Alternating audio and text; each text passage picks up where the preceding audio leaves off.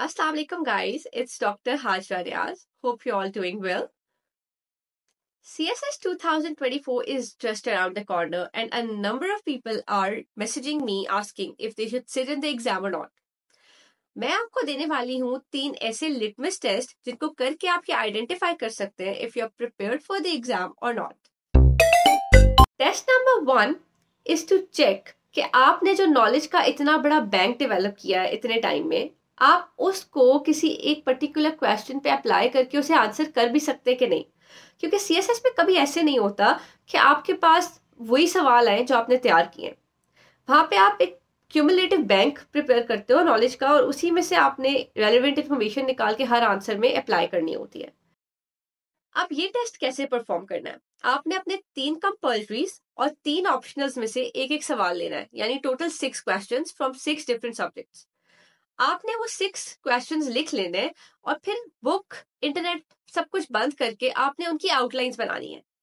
अगर तो आपने अभी तक जो नॉलेज गैदर किया है, ठीक है, this is for CSS 2024 applicants, अभी तक आपकी तैयारी मुकम्मल है. अभी तक आपके पास जो भी नॉलेज का बैंक है उसमें से अगर आप आउटलाइंस बना सकते हैं उन क्वेश्चंस की उन्हें समझते हुए, तो you are good to go for the exam. Otherwise you need to develop this ability. ठीक है. Can I apply my knowledge to these past papers questions? Test number 2 is to check your writing ability.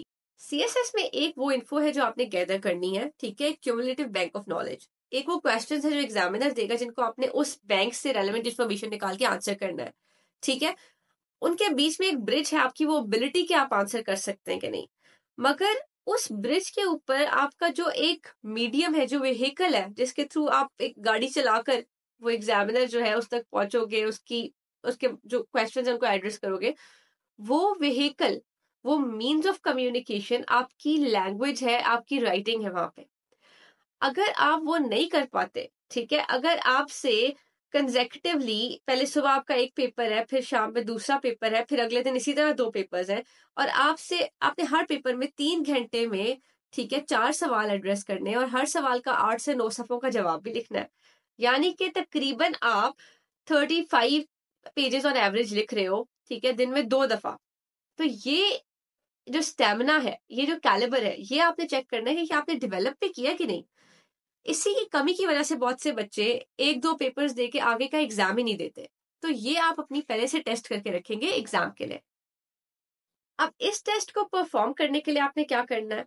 इसको perform करने के लिए आपने कोई भी CSS का पेपर उठाना है, जिस भी सब्जेक्ट में आपको लगता है कि you are very well prepared for that subject, आप वो सब्जेक्ट उठाएं और आप उसके जो भी एक कोई पास पेपर आपने निकाला है उसके 4 सवाल सेलेक्ट करें, बिल्कुल पेपर की तरह जैसे आपने पेपर में करना है.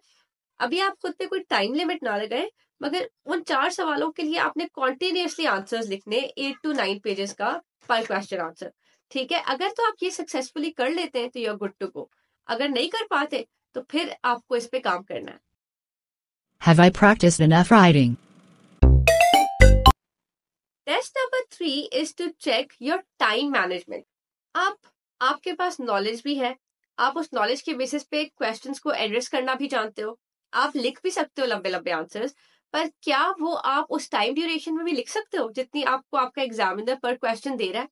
आपने वो जो 8 से 9 सफ़े एक जवाब में लिखने हैं वो 40 to 45 मिनट्स में लिखना है. ठीक है.